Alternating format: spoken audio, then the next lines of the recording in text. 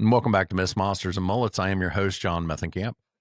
On tonight's show, we have author Betsey Kulakowski. Oh, I messed it up after I did it right. Retake. The great thing about being recorded. Yes. Kulakowski. And welcome back to Myths, Monsters, and Mullets, the show where the strange, the unexplained, and the weird take center stage, and where the people behind the encounters matter just as much as the encounters themselves. We're not just here to talk about what was seen. We're here to understand who saw it, how it changed them, and why it still matters. Before we dive in, I want to give a quick shout out to our supporters over on Patreon. If you want to help keep the show independent, ad-free, and unapologetically weird, head on over to Patreon, search for Myths, Monsters, and Mullets. You're going to find members-only episodes, early access to the public episodes, and bonus material you won't see or hear anywhere else. If you've had an encounter, or you've seen something weird you've just never been able to explain, I want to hear from you. Email me at mythsandmullets@gmail.com. That's mythsandmullets@gmail.com. Your experience could be featured on a future episode. Don't forget to mark your calendars. June 6th, 2026, I'll be speaking at the Arkansas Cryptid Fest in North Little Rock, Arkansas. If you're into cryptids, folklore, listening to great speakers, that's where you need to be. It's put on by Drunken Cryptids. That's North Little Rock, Arkansas on June 6th, 2026.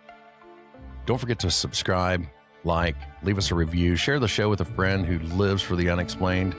I really would appreciate it. And with that, let's get on with the show.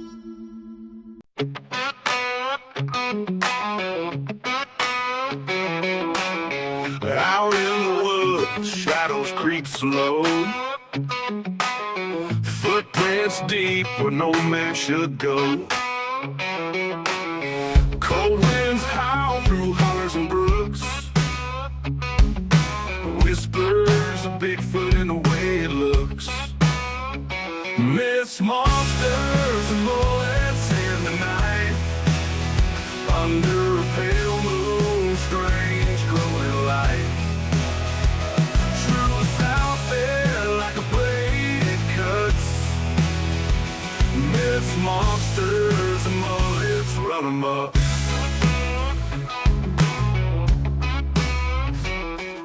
Okay. Welcome back to Myths, Monsters, and Mullets. I am your host, John Methenkamp. On tonight's show, we have author Betsey Kulakowski, and I got it right that time. Yeah, you did. Good job. She is the author of Veritas Codex series and the Manifest Destiny series. We were introduced through a fellow podcaster that said I would probably be interested in talking to you. And you hung out with Matthew over the weekend, so I'm sorry. I really am. He's a character, but hey, friends of Matthew, friends of mine. Well, Betsy, why don't you tell my listeners a little bit about yourself? Sure. I am a paranormal thriller author. I'm also a paranormal investigator. My day job, I recently retired about a year ago, but I worked for the Oklahoma Department of Labor for almost 30 years and went on to work in nonprofit occupational safety and health. I also have a degree in emergency management, and I've worked disasters, including the Oklahoma City bombing, the World Trade Center, Hurricanes Katrina, and all the tornadoes in Oklahoma.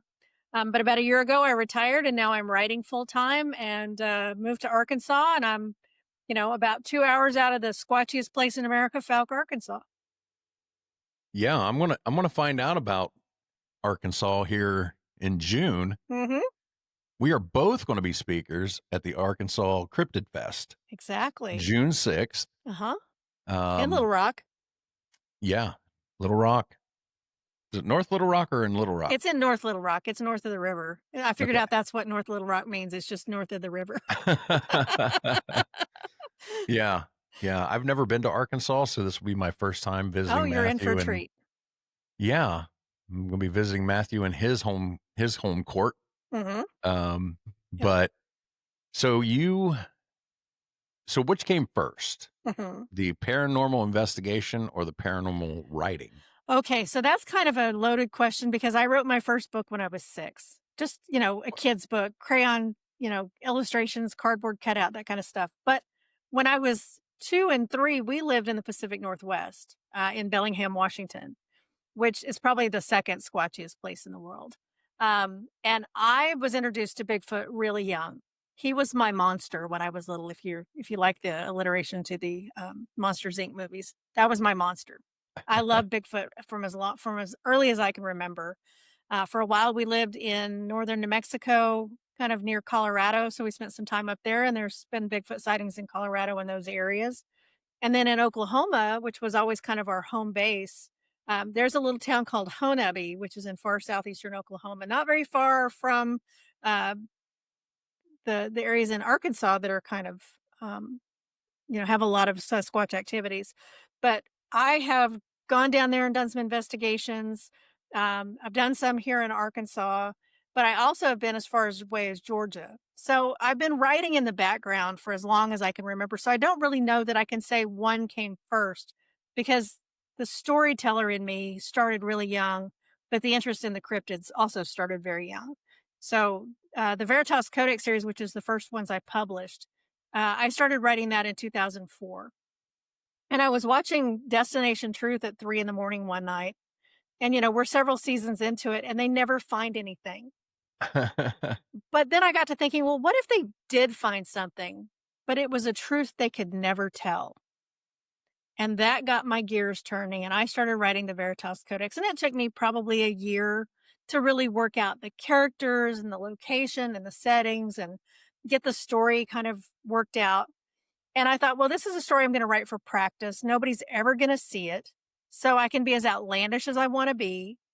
And I was. And when I finished with it, I put it away and thought, well, that was fun. I'll move on. Because I'd written a lot of stuff that okay, that was fun. Nobody's ever going to read it. Put it away. But the story wouldn't let me go. So by 2010, it was probably 2009, the Mayan apocalypse was all the rage. And so I thought, well, my characters would probably investigate that. But maybe the network would wait till the last minute to decide that they need an episode on that. So let's start with that. So I started writing what would become the Jaguar Queen, which is book 2 in the series. And that one went a lot faster. And I set it at Chichen Itza, which is where all the Mayan apocalypse stuff went down. And it was fun and I enjoyed it. And I thought, well, this is great. And nobody's ever going to read it because it's, I could be as outlandish as I want to, and nobody's going to judge or laugh or make fun of me because I'm into this crazy stuff. And so then I thought, well, I'm going to write another one. And then I thought, okay, well, I'm going to write another one. And so I had 4 of them in the can before I ever started thinking, maybe I should think about publishing these. But in 2016, I started going to writers' conferences. We had one at my college where I was working on my emergency management degree called the Rose State College Writers Conference. And I thought, well, I'm going to go to that and I'm going to learn the craft. I mean, I'm a pretty good writer, but I know I've got room for improvement. But I also want to learn all the legal aspects. I want to learn the publishing industry. If I'm going to get into this, I need to know this kind of stuff because I don't want anybody taking advantage of me. I don't know how to self-publish. I don't know if I want to go traditional. I don't know if any traditional publishers would even talk to me. But I started going to that in 2016. And I never missed a year of it. And it eventually morphed into what has become WriterCon, which is one of the largest writing conferences in the central U.S., at least. And it's held every year on Labor Day weekend. So at 2019, I had written in my notes, within the next year, I'm going to do one thing that's going to get me invited to be a speaker at this conference next year because I was already speaking at safety conferences and emergency management conferences. And this was just a natural extension of my skills as a teacher. I want to take what I've learned and share that with others, give a hand where I can. So that was the year they announced that they were going to do a writing cruise. And it was a week-long at-sea retreat, and you had to send in a manuscript, and they were going to assign you a coach, and you'd go through and you'd work the manuscript, come up with a marketing plan, pitch it to a publisher, do all the things that professional authors do. And so I sent in the one manuscript that scared me the most, and that was what would become the Veritas Codex. And nobody was ever going to read it. But I got out of my own way is really what I did. And so my coach also writes paranormal, and hers is a little bit different than mine. Hers is a TV show that goes out looking for ghosts. So mine is a TV show that goes out looking for everything, Bigfoot, aliens, ghosts, all that kind of stuff. So we had some things in common, and I kept asking her, is this too much? Is this too much? Because I'm thinking this is too much. And she's like, no, this is great. Keep going. So then we worked on our marketing plan, and we went and I pitched in front of a publisher. And the whole time, all I can see is I'm looking out the window of the ship. And I can't believe I'm on a ship, for one thing, because I'd never been on a cruise before. And there are dolphins racing alongside the boat. And I'm trying to pitch to this publisher, but I keep looking out the window. And so the only critique I got back from him was, well, you could have made a little bit better eye contact. I'm like, but did you see there were dolphins outside the ship? So the next day we ended up at Chichen Itza, which is where book 2 was set. And the tour guide is, telling people all about it. And I'm back in the back telling my husband, there's 2 pyramids, and then there's a cenote, and yada, yada, yada. And finally the tour guide looked at me and goes, you want to do this? Because you got it all right. And so the gentleman who would become my publisher was with me on that tour. And after we got home on the cruise, it was February of 2020. And that's when the whole pandemic thing started. And I thought, well, that's it. We won't be publishing any books. But I got a phone call not very long after that cruise saying, hey, I really thought that what I wanted was fairies and pixies, but your Lauren book with your Bigfoot and your aliens, that really intrigues me. And I'd like to publish the whole series if you'd be willing to work with me. Starting a brand new imprint. You'll be my first author. Wow. What do you think? So we negotiated the terms. I had my attorney look over the contract. And at the time I had 4 books in the can that just needed a really strong polish and edit. So we started working on that. And when we came up with the title, because I had something else I was working on, and he didn't really care for it. I trust this guy. He's a 62-time best-selling author in his own right. So when he tells me the title could be stronger, I'm like, okay. And we worked out the title together. And he said it'd be really interesting if they all had codex in the title. I thought, well, if I'm going to do that, then I need to write one about the Devil's Codex. And that became book 4, and I wrote it in 23 days. Holy cow. But then he decided we weren't going to do codex in all the titles. So that was okay. It didn't matter. But I just moved things around and made that book 4. So there are now 7 books in the series. And I am in the process of getting ready for book 8 to come out, which is going to be titled The Sultan's Stone. And it's going to be set in Colorado. There may be some affiliation with a certain hotel there that's really haunted in Estes Park, Colorado. There's going to be some demons. All kinds of crazy things ensue because some truths were never meant to be told. But I'm going to tell them. That's awesome. Yeah. Yeah. So long answer to a short question. No, I like that. You're making my job easy. I like it. So you have had paranormal encounters, though? Yes, I have. What kind?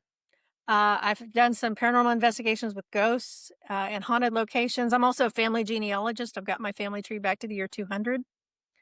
And so I Did you spent a say lot of 200? Yes, sir, 200. You get to the royal lines, and they kept really good records. And I got to Robert the Bruce, which means I got to Charlemagne. And they say if you can get to Charlemagne, you can get to Jesus. But when Noah popped up and it had a question mark and said fictitious person, I decided that was good enough for me, and I could stop there. Now, is it all accurate? Who knows? But the DNA seems to match up pretty well. So, Wow. Yeah. So, yeah. So I spend a lot of time in cemeteries. I like to look for dead people. Whether they want to talk to me or not, it's a whole nother thing. But I'd love to hear their story. I'm interested in history. I do a lot of historical research for my books. I want them to be historically accurate. And if they happen to be off of the cuff, if I don't want to go straight historical accuracy, I want to know when I'm blurring the lines. And I do that occasionally. I'm a big fan of blurring the lines with history, blurring the lines with genre, but I always try to make sure there's a nugget of truth in every tale. So I've done some ghost investigations. I was a building inspector for a number of years in Oklahoma. And so I got to go in old abandoned buildings that nobody else was allowed to go into.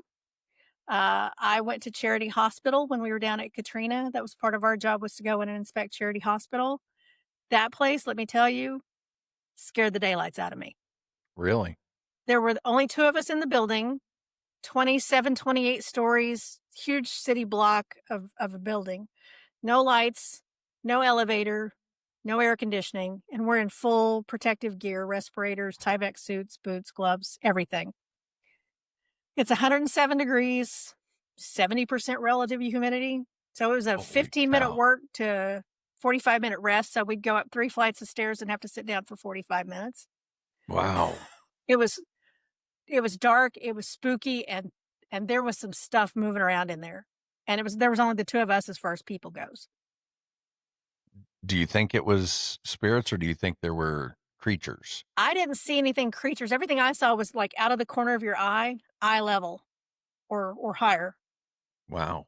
There was an elevator shaft that we did not see and that was open until we were almost on it. And thank goodness I had a flashlight and I turned it just as my partner walked that direction.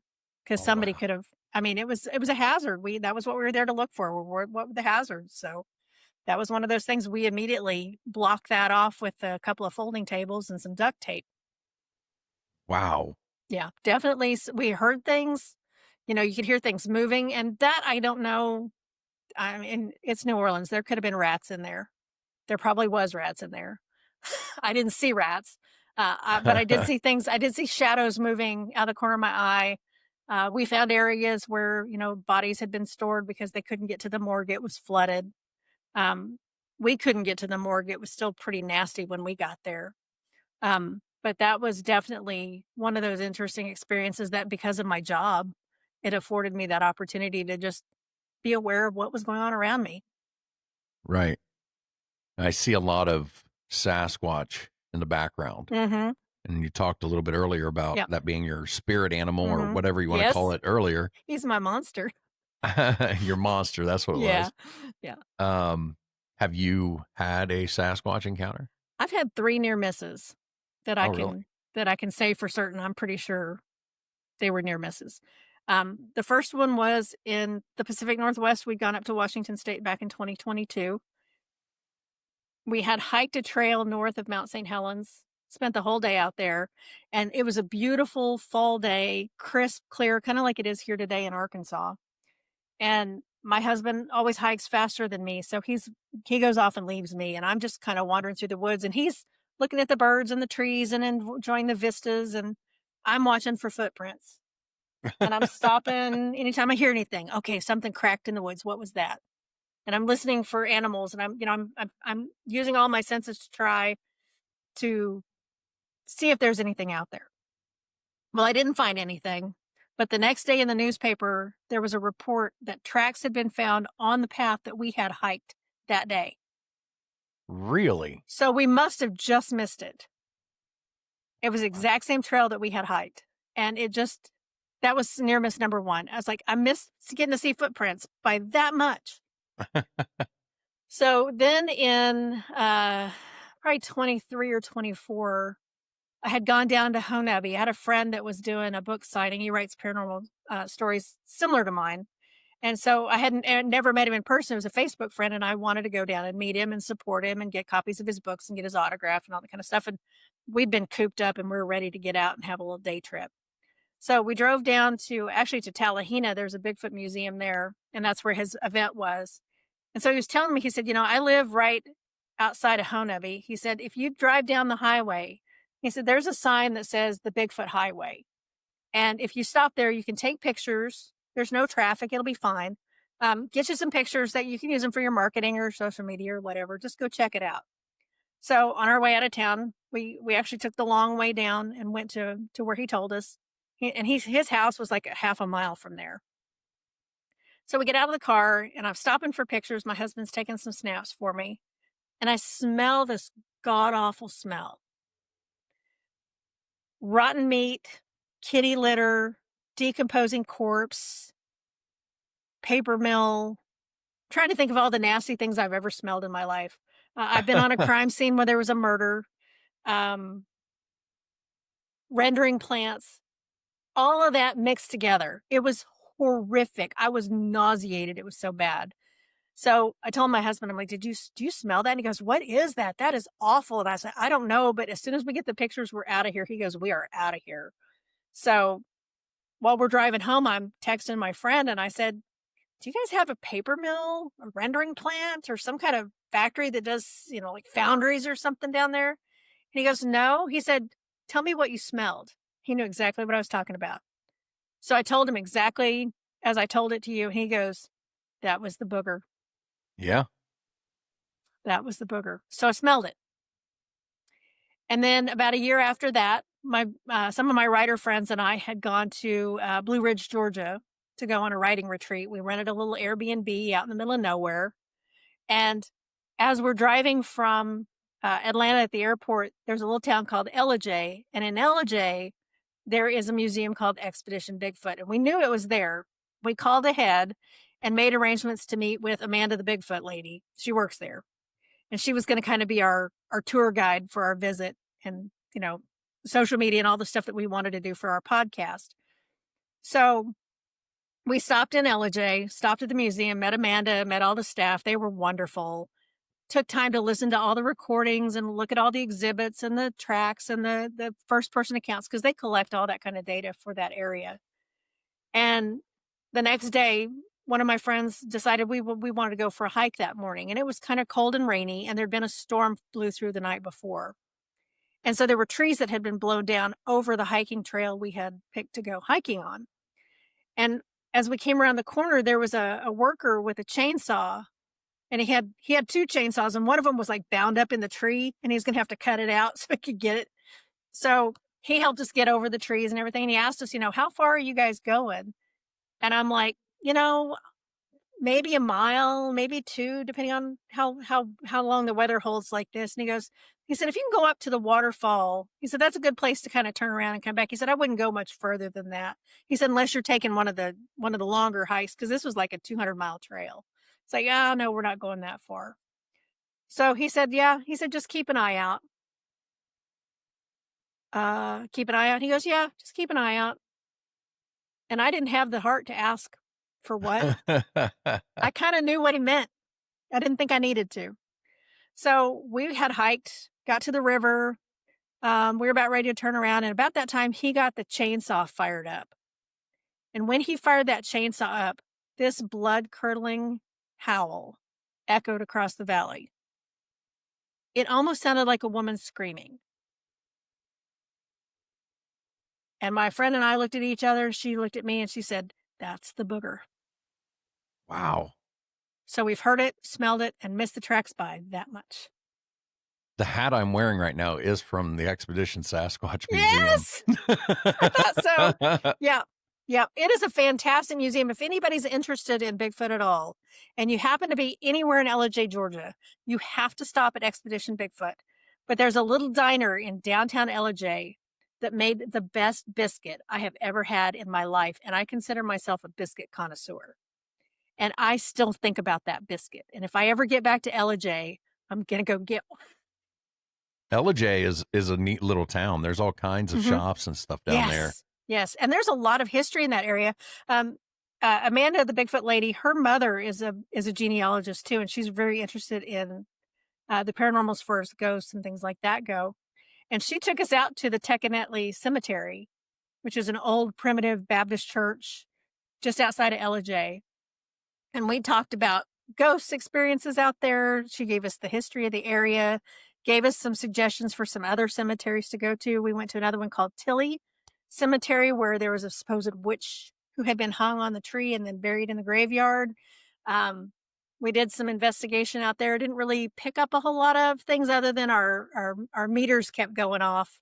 Our EMF detectors and stuff kept going off, but no EVPs that we could pick up, no orbs or anything like that. But we did spend quite a bit of time in those two cemeteries just looking around, and I'm going to have some pictures up on my social media from some of those experiences. So, yeah. Yeah.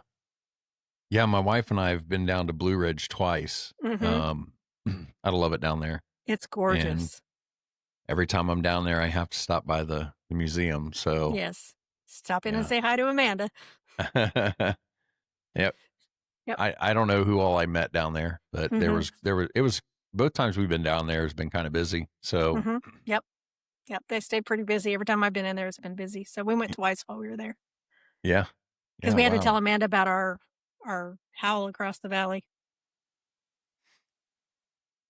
So you said you went to Mount St. Helens. I was just there in July. But I was on the south side. Yeah. We went all the way around it. Yeah, I drove by the Ape Canyon. Hmm. Um, Yeah. I That did not didn't. look anything like I thought it would. Yeah. Um, I didn't hike it. I was short on time, Yeah. but yeah, I was just up there in July. That area is so beautiful. Yeah. I We did love a it. couple of hikes up there. We went to Mount Rainier. We didn't really allow enough time for Mount Rainier because that's one of those places you have to have reservations if you want to do anything like a year in advance. And we just thought, well, we just wing it. We got up there, it's like, yeah, there's no winging it here. It was crowded, and it was a beautiful time of year. So we got a trail in, hiked real quick, and then drove further south that night. But also up in the Olympic Peninsula, we went up and did some hiking trails up farther northwest, north of Seattle. Stayed at a little Airbnb up there, and we had a hiking trail one day that we got on that was supposed to be a 5 mile hike, but apparently we missed a turn somewhere. Turned out to be about an 8 mile hike, which is a little much for me, but my husband loved it. I was very tired when we got done, very hungry. But I can really understand how a creature like Bigfoot could get away with just walking through that area and nobody seeing him because everything looks like Bigfoot. It's all mossy and wet. We walked up on deer, I mean, literally right in front of us, and we didn't see him until the last minute. And they looked up at us like, huh, whatever. Went right Yeah, on munching with whatever they were eating. So it I think is it's beautiful. funny. I think it's funny when people say, what, they're we're everywhere. People are everywhere. Mhm. Well, that's because you live in a city. Yeah. You live east of the Mississippi River, Mhm. Yeah. and if you go out west, there's a Yeah. lot of places there's no Yes. people. Yeah, and Mount St. Helens on the north side, all the devastation of that quake was in 1980. That is all now regrowth, and those new trees are not more than maybe 10 feet tall, but they are thick. You Yeah, cannot move between those things. They are so thick. In the areas of old growth, it's still pretty thick because, nature's going to find a way. It's going to grow where there's room to grow. And as long as they can get daylight and water, most plants will just keep growing until there's something that stops them. And, I have pictures looking up a trunk of like the tallest trees I'd ever seen in my life. I've never been to the redwoods. That's still on my bucket list. But just looking up some of these trees, it's like, man, yeah, that is huge. And you can't reach all the way around them. They're ginormous. right, right. But you say Arkansas is even squatchier, There are parts of it that are because the area where I live, I have deer that walk through my yard. We have 20 or 30 deer walk through here the other night.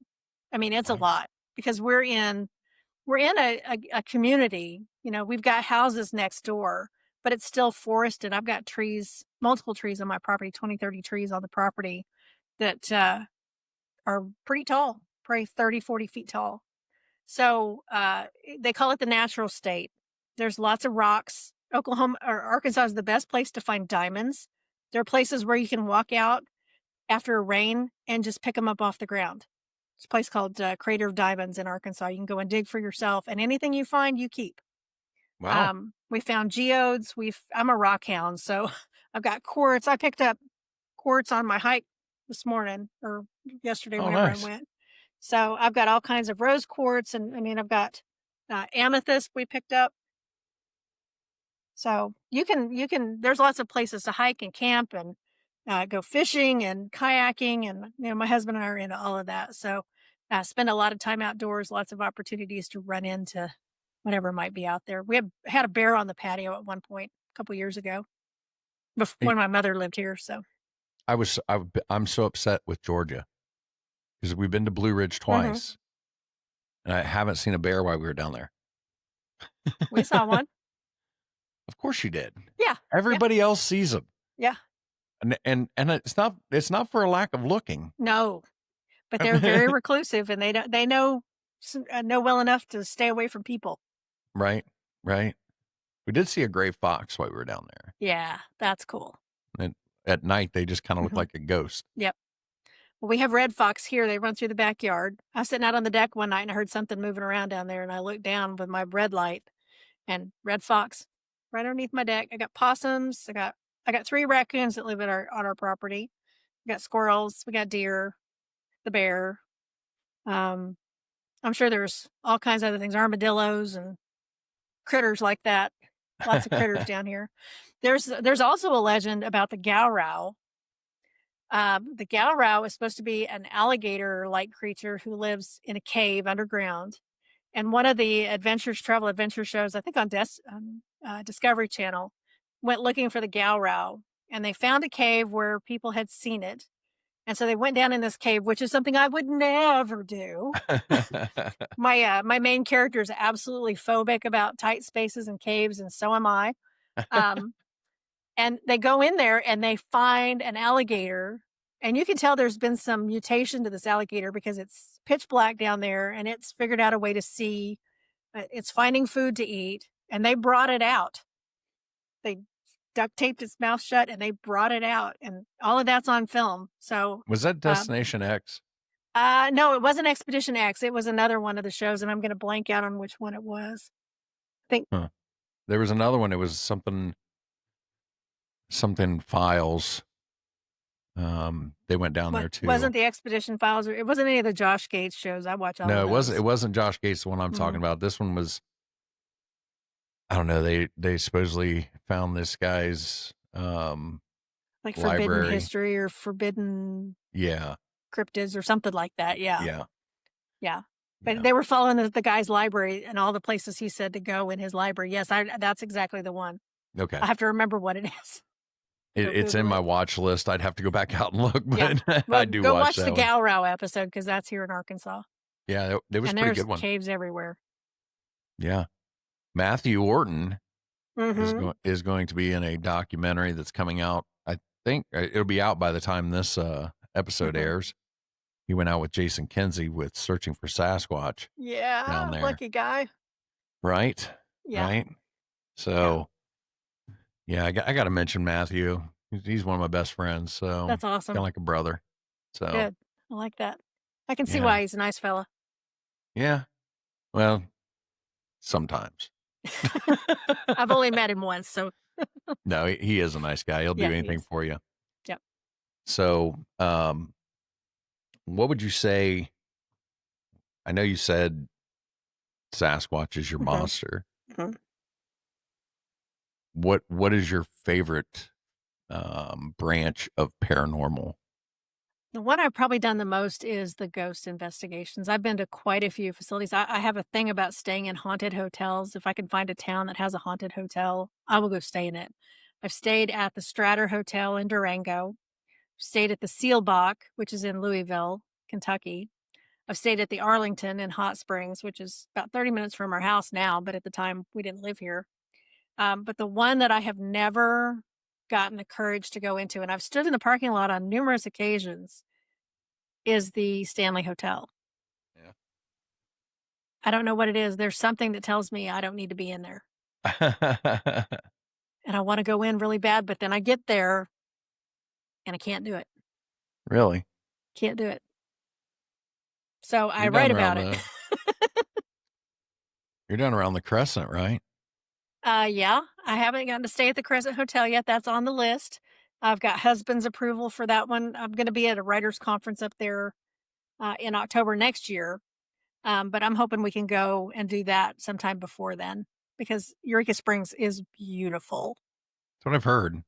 I've had a couple of my podcasts, a couple of my oh my goodness, a couple of my podcast friends, tongue-tied tonight. Yes. Have stayed there and had experiences there. Matthew was one of them, actually. Yep. Matthew went up there with Todd Neese and had some experiences there. Yeah. The other one was I've Ashley done a lot from of Ghost Gossip. Oh, yeah, cool. I've done a lot of other ghost investigations. Probably one of the biggest ones I've done and spent the most time at is the historic Fort Reno in central Oklahoma. It's just outside of Oklahoma City, about an hour. It was an old Indian fort that was built in the 1800s. And it is still part of a USDA research center. So they do some agricultural research there. So there are government buildings that were built probably 50s, 60s. But then the original fort, some of the buildings are still standing, including what they call the Old Victorian, which was one of the officers' homes. And we've had a number of experiences there. We used to go out with one of the paranormal groups and my mom did some historical research for them. So we kind of became the de facto safety team. Just kind of make sure the guests don't wander off. Everybody stays where they're supposed to go. And, we'd go out and do that almost every month for quite some time. And so we were there one evening. Um, and I got in there early because I wanted to do a baseline. I've got some scientific background. I'm going to do a baseline. So they didn't let you go in the building anymore because they found asbestos. So you don't want to go mess with that. But we're walking around the outside of the building, and I took pictures in all the windows. And I'm checking to make sure that there's nothing on the windows, because there have been reports of things moving inside and people seeing it and getting it on film and stuff like that. So I done my whole baseline. I'm looking for hazards because I can't see in the dark. So I got to check it out in the daytime so I know where not to walk. Make sure my flashlight's charged and all that kind of stuff. And we had gone and walked around it in the dark with a group. And as I came around the building, I had my digital camera. Back in the days when you had a real camera, not your phone. I had my camera up and I was recording in the front window. And I have a very clear image of a face. And it looks like his hand is right here. And you can see the outlines of the eye sockets, and you can see the outline of his beard and where his nose would be. And this hand right here, like, what are y'all kids doing out on my yard? Kind of thing. And I got multiple pictures, just snap, snap, snap, snap of that. And everybody, of course, crowds around because they want to see it. And I'm like, that's interesting. I don't really know that I can explain that. So I go back and I look afterwards. I'm looking at my pictures in the daylight, and there's nothing on that glass. There's no rippling. There's no filth. There's no dust. And I check. That's what I do the baseline for. Is I want to compare what I'm seeing. So if I need to debunk it, I can. And if it's valid, then I've got more questions to ask. And I never really could explain this one image of the face. And even Matt was looking at it, going, "Huh. Interesting." That's wild. So, I ended up selling I didn't sell it, but I Travel Channel was doing a fan show for Ghost Adventures, and they asked for people to send in pictures. So I sent that picture in, and they ended up getting me to sign a contract so they could use it in one of their episodes. Whether they did or not, I don't know, because I never saw it if they did. But that told me I was on the right track. I got something that people were interested in. Right. So I've done those investigations. And then another one I spent quite a bit of time at is the old Skirvin Hotel in downtown Oklahoma City, another haunted hotel, probably the first one I really had any experiences with, but I was working as a building inspector at the time. And we were doing asbestos abatement. So they have to build a containment when they're doing the asbestos to keep the asbestos in so it doesn't get out into the air, contaminate the rest of the building. So they seal everything off, and they do 2 layers of poly, pretty thick plastic, over sinks, air vents, doorways, things like that. And I would get calls that the water had come on behind the poly while they were in there working. And there's no way anybody could get to the faucet to turn the water on. But they'd have to breach containment to turn the water off and then have to reseal it up. And I'd always have to go out and inspect when they did that. So I got called out there a number of times for that. And I started talking to some of the contractors that were doing work out there. And they're like, "Betsy, that's not even all of it." She said, one of the guys said, "I had power tools come on the other day. They weren't plugged in." Really? I'm like, that can't happen. So then I had to do a full electrical survey. It's like, what's causing this? Is there any kind of ambient, current flowing through the poly, flowing through the air? What's going on? So we never could explain that. But even while I was standing there one day, the water came on where you couldn't get to the faucet. So the knobs physically turned? The knobs physically turned and the water came on, but it's sealed off with plastic. Wow. Yeah. Wow. You ever get into the UFOs? I'm interested in it, but I've never seen anything. I'm always looking. I spend a lot of time watching the sky, especially out here where I can see the stars. I see the satellites going over. It's like, okay, that's a satellite. I got a little app that'll tell me, oh, that's a satellite. We had the International Space Station not too long ago fly over. Got some pictures of that. Pretty cool. Well, or the app is a government plant, so you don't know that it's UFOs. It could be. They're trying to you know what? At this point, I don't know. I'd believe them if they told me one way, either way or not. I don't trust them. You But know, at this point, it'd be a rescue mission. Wouldn't be an abduction.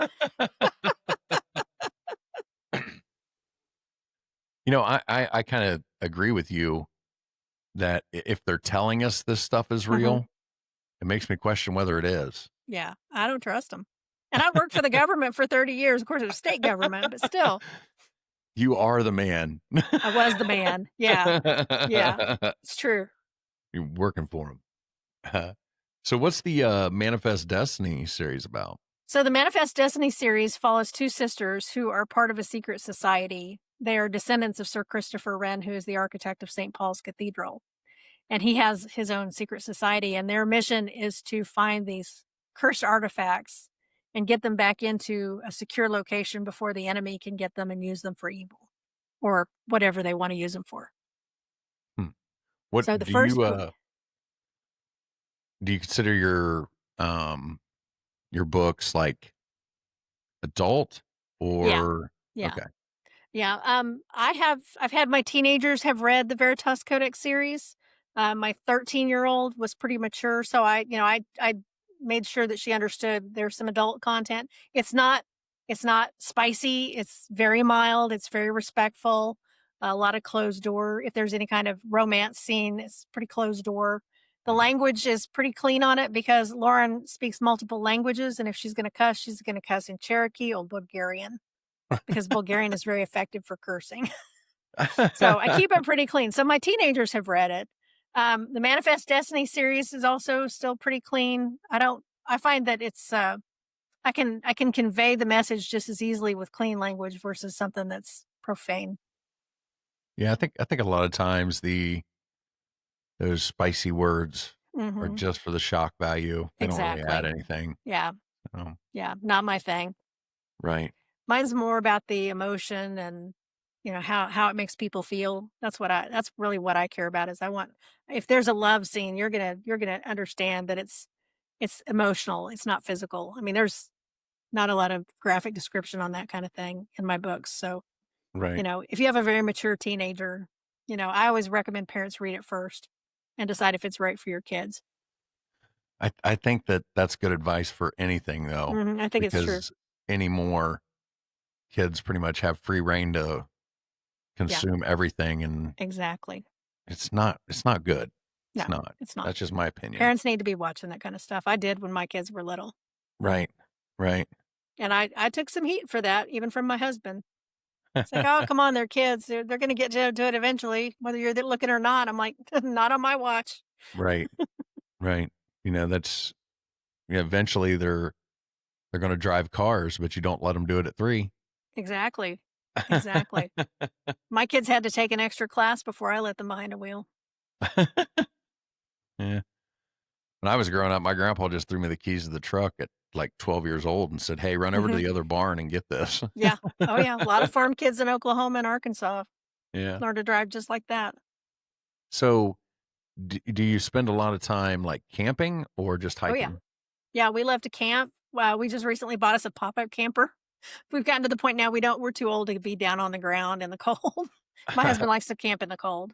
The last time we went camping down by Tallahena, which is southeastern Oklahoma, it was 21 degrees that night. Holy cow. Yeah, yeah, So not even for the little me. space heater couldn't hardly keep up with it. It's a little I cold like for me, camping. but yeah. I like But he camping, but makes a great campfire. Yeah, but then you don't get any sleep trying to keep that campfire going. Yeah, well, the Um, space heater was going all night. yeah, I like to camp. I like to hammock camp.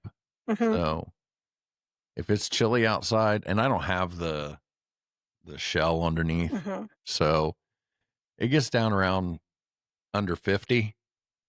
You're It's gonna a be a little little cold nippy. Yeah, a on little the bit. backside. Yes, yes, indeed. Yes, indeed. The first time he and I went camping, I think this was a test because we hadn't been dating very long. He took me to Colorado, and it poured down rain the first 3 days we were there.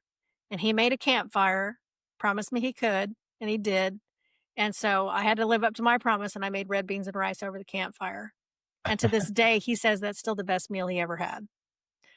So, but we ended up going into Grand Canyon National Park on the North Rim in the end of September. It would get down into the 30s at night, and we'd have to break ice off the toilet.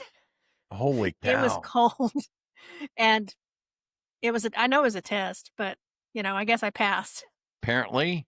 He still takes me camping, so supposed to go this Well, week, but, it was pouring down rain, and I just didn't have a good feeling about it. It's like, we canceled at the last minute. We'll try to go again next week." yeah, I mean, I can handle a little bit of cold, but Mhm. when it starts raining, it's just Cold and rain miserable. together. Mm-mm, no. Yeah. Yeah, it's not Yep. for me. Yeah. And then everything gets muddy and Right. We had about 2.5 inches of rain between Sunday and Tuesday. oh, wow. Yeah. You guys get a lot of rain. I Yeah, hear we do. Matthew talk about it raining all the time down It there. does. It does. And then we go for long periods of rain with no rain in the summertime, but then in the fall we don't really have like a monsoon season, but we get a lot of rain in the fall and we get a lot of rain in the spring. That's our two severe weather seasons. Yeah. Well, so where are do you have any upcoming plans as far as ghost hunts or anything? Yeah, I don't have any of those scheduled, but I'm actually looking for a couple. I've got a couple of book events that I'm working on getting scheduled. March, April, and uh, June are probably my busiest months so far this year. I've got 5 or 6 events already on the calendar. Early in the year, that's pretty rare for me. But I've got some book shows. One's at the Arlington Hotel. I'm doing one. Where's the other one? Trying to remember where it's at. I've got so many of them, I can't keep up with them. In June, I'll be with you Yes. at the Cryptid Fest. That's going to be a lot of fun. I'm going to be one of the VIP speakers if I can talk. And then I'll be at the Ozark Writers Conference in Eureka Springs, Arkansas in October. So I'm going to be a coach on the writing cruise this year. So that's going to be fun. Awesome. So I'm coming full circle. No longer am I the student. I am now the Jedi Master. Well, hopefully you're more like Obi-Wan and not Yeah. Yeah. No Anakin. kidding. No kidding. I only use the force for good. That's good. That's Yeah. good. Yeah. But I'm hoping I can find some places to investigate. I hear the Little Rock the Capitol in Little Rock, is supposed to be a pretty good place to go investigate. So maybe we'll have to set something up while you're here. Right. Yeah, absolutely. Go see Or what we we can can just find. all go out Bigfooting. I mean, we could. I heard though that if we do that in June, we have to wear snake gaiters. Yeah, Yeah. it's true. I I don't don't I don't like even like wearing snakes. pants. I know. I'd rather wear shorts and flip flops, but Right? and oh my gosh, snakes are the least of the worries. It's the chiggers. I had no idea what chiggers were like until I got to Arkansas. And the first summer, oh my gosh, every time we went out, we'd come in just covered in chigger bites. Yeah. Yep. And you don't see them. They're so small, but they Right. burrow under the skin. It's nasty. Yep. So we Yep. now have chigger protocols at the house. Involves copious amount of DEET. Right. Uh-huh. Yeah. Yeah, we stock up on that come camping season. Mm-hmm. You can ticks and chiggers and yeah. Yeah. Yeah. Well, Betsy, why don't you tell everybody where they can find your books? Okay. My books are available wherever books are sold. Amazon obviously is the easiest place to find me. If you follow me on Amazon, because you can follow authors, you'll get an email anytime I have a new book coming out, which is an easy way to find out what I'm up to. But you can also follow me on social media. I'm pretty active on Instagram. I got TikTok. I'm still trying to figure TikTok out. I'm not of that generation. Videos are a whole nother thing for me. But Instagram I do pretty well with. I'm on Twitter. I'm on Facebook. Um, I also have a website. It's author.betseykulakowski.com. I hope you have my name's on the screen, just like it's spelled on the screen, author.betseykulakowski.com. And I try to keep that updated and all the latest information on what I'm doing. I got a blog. I got a newsletter. If you sign up for that, I get some exclusive information for my followers on my newsletter that I don't put out to anybody else. So it's a good place to find out what I'm doing. And sometimes I include a little Bigfoot story in there when I hear a good one. Nice. Yeah. I will make sure I put all those links in the description of this episode. Perfect. And Betsy, I'm looking forward to meeting you in person June 6th, Yes. North Little Rock, Arkansas. It's a date. All right. Thanks again for coming on tonight. Appreciate it. And if you've had a paranormal encounter you'd like to share, you can email me at mythsandmullets@gmail.com. I'll talk to you later. Gotta go. Make sure you're checking out all the descriptions on all my videos. Down below, you're going to find a list of all my favorite podcasts. Nevermore Hollows, Drunken Cryptids, Chumming with the Spirits, Ghost Gossip. So many great podcasts. I like them. I think you're going to enjoy them. Give them a listen. Myths, Monsters, and Mullets is proud to be a part of Midnight Realm Radio. It's an internet radio station featuring podcasts from the paranormal to true crime that runs 24 hours, 7 days a week. You can find a link down below in the description. I really do appreciate all the support I've been getting over the last couple months. If you haven't yet, make sure you're hitting that subscribe button. Like, comment, share, tell a friend about the show. That's the only way we can continue to grow. And once again, if you have a paranormal encounter you'd like to share and you'd like to be on the show, you can email me at mythsandmullets@gmail.com. Good night, everyone. Shadow in the pines lurking in the dusky air.